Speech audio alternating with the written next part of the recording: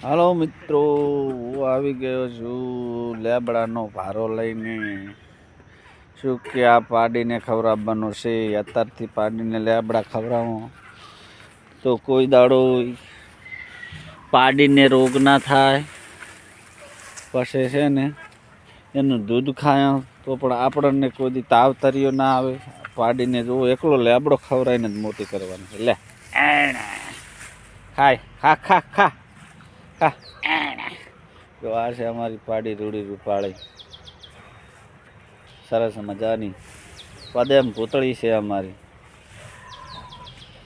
અત્યારે તો એક ટાણું લેબડો, બીજા ટાણે રજકો, ત્રીજા ટાણે ખાણ. અત્યારે તો હુક લકડી છે પણ પાછા કરવાની છે. સરસ મજાની પાડી એકદમ ફર્સ્ટ ક્લાસની ભેંસ બનાવવાની છે. મિત્રો જોતા રહેજો આ પાડીનો વિડીયો છેલ્લે સુધી. એક દાડો ભેંસ બનાવીને બતાડીશ તમને. જય માતાજી.